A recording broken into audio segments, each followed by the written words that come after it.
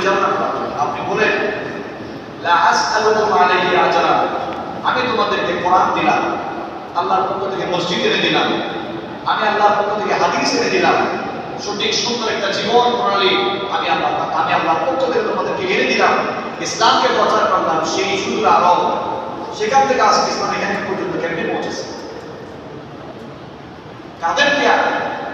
কাদের অক্লান্ত পরিশ্রমের বিনিময়ে আজকে আমরা এই ইসলাম, সুন্দর ইসলাম আমরা পেয়েছি।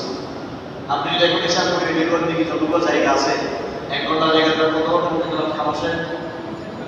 হ্যাঁ, 35 লাখ, 50 লাখ।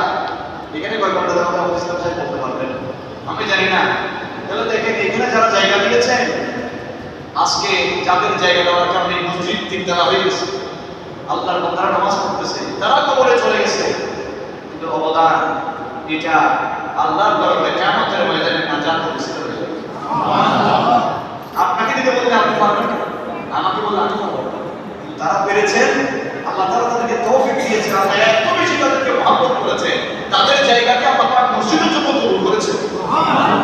রাসূল বলেছেন, শুনো উম্মতারা, মান বানা লিল্লাহি মাসজিদান, যে আল্লাহর বান্দা মসজিদের জন্য জায়গা জমি দিয়েছে, মসজিদ প্রতিষ্ঠা করেছে, পরিচালনা করেছে, যে আল্লাহর বান্দা মসজিদ তৈরি করেছে দুনিয়ার জমিনে, তার পুরস্কার হবে বানাল্লাহু বাইতান ফিল জান্নাহ, আল্লাহ তাআলা তাদের জন্য দুনিয়ার এই জায়গা বিনিময়ে জান্নাতের মধ্যে একটি ঘর আল্লাহ তাআলা দিয়ে দিবেন।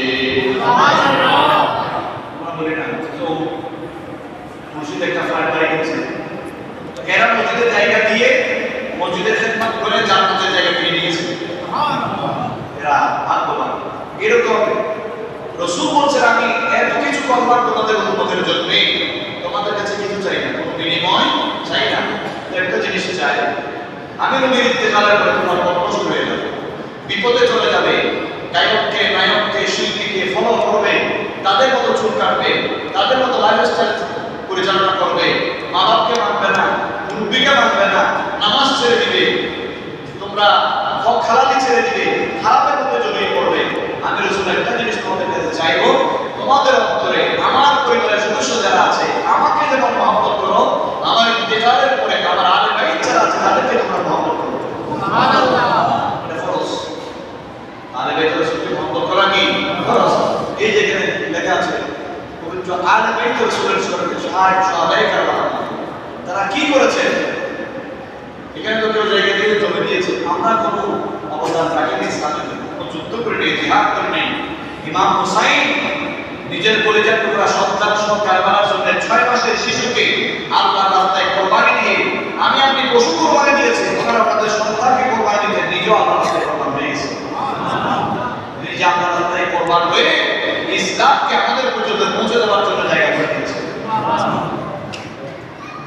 রাস্তার মধ্যে যদি জায়গা করে বিল্ডিং করে ভেঙে দেয় না।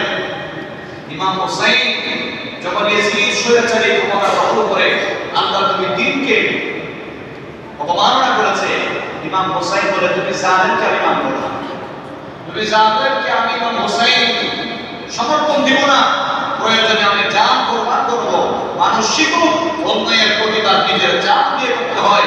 ইমাম হুসাইন শহীদ হয়ে ইসলাম জিন্দা হোতা है, हर करबला की बात जो बोलो সুবহানাল্লাহ, ইসলাম জিন্দা হয়েছে।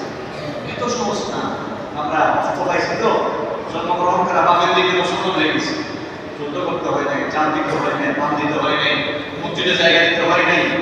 এই কারণে আমরা অনেক সময় মসজিদে আসলে কতক্ষণ কমিটির বদনাম করি, কতক্ষণ ইমামের বদনাম করি, কতক্ষণ মুয়াজ্জিনের বদনাম করি, যারা মসজিদের কোনো অবদান রাখে না এরাই বদনাম করে, কিন্তু বেশি বেশি করে কিছু দিতে হয় নাই। আর যারা কষ্ট করে পরিচালনা করে তারা জানে, কিন্তু ধরে রাখা পরিচালনা করা কত কষ্ট, কত কাছে জনের কাছে যেতে হয়। এই আজকে দেখেন ইস্তলায় কাজ চলতেছে, প্রায় আজকে 7-8 মাস চলতেছে, কাজটা এখনো শেষ হচ্ছে না। তার মানে এই কাজের পিছনে কত সময় যাচ্ছে, কত টেনশন যাচ্ছে, কমিটি চাচ্ছে তাড়াতাড়ি কিভাবে কাজটা শেষ করা যায়, কিন্তু আর্থিক একটা ব্যাপার আছে, সময়ের একটা ব্যাপার আছে। আমরাও চাচ্ছি যে তাড়াতাড়ি কাজটা শেষ করবো, আমরা নিচে চলে যাই, কাজটা শেষ হচ্ছে না। অনেকের অনেকের পরিশ্রম, অনেকের অর্থ এর সাথে জড়িত। এইভাবে করে নবীরা কষ্ট করেছেন, আলে বাইত রাসূল বলেন, আমি এত কষ্ট করেছি, আমার জানকে ইসলামের জন্য কোরবান করে দিয়েছি। সুবহানাল্লাহ। ইমাম হুসাইনের মাজার হচ্ছিল দুইটা, কবর দুইটা, একটা হচ্ছে দেহে, একটা মাথা। ইমাম হুসাইনের মাথাকে দেহ থেকে আলাদা করে ফেলেছে ইয়াজিদ। দেহের মাজার হচ্ছে ইরাকে, আর মাথার মাজার কোথায়? মিশরে। এত কষ্ট করেছেন তারা, আজকে আমরা আরবে রাসূলের সঙ্গে তাদের মধ্যে একটু বসতে পারি না।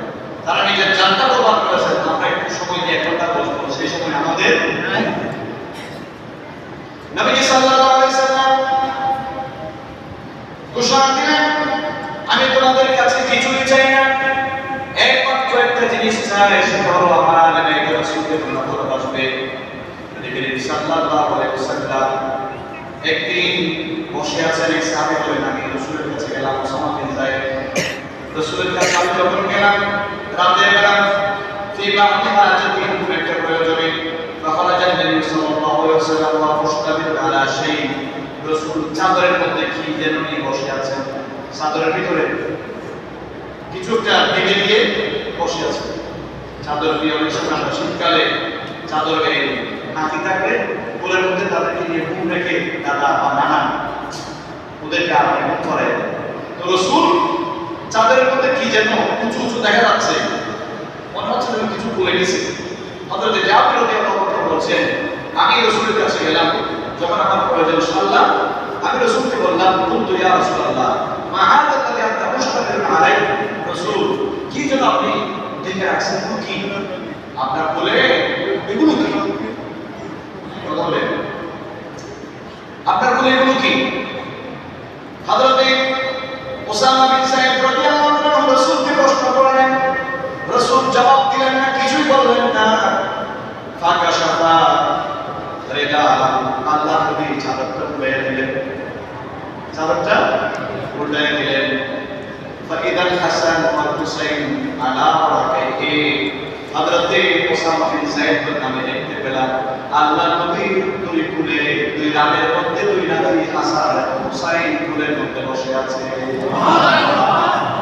আল্লাহ নবী ডাকতেন, হাদানি ইবনাই ওয়া ইবনাতি, হে ওসামা বিন যায়েদ শুনো, এই দুজন হলো আমার সন্তান, আমার কন্যা ফাতিমার সন্তান। এরা দুজন হলো আমি নবীর সন্তান, এরা দুজন হলো আমার কন্যা ফাতিমার সন্তান। বুঝতে কথা বলছি? রাসূলের তিনজন সন্তান ছিলেন, ফাঁকি কথা বলে রাখেন। ছোটবেলায় সবাই মারা গিয়েছে, ছোট অবস্থায় মারা গিয়েছে। কয়জন? তিনজন। কেন নিয়ে গেলেন তার অনেক কথা আছে। নবীর ছেলে যদি নবী না হয়, নবীর ছেলে যদি নবী না হয়, আমাদের মধ্যে শেষ নবী আর কোনো নবী নেই।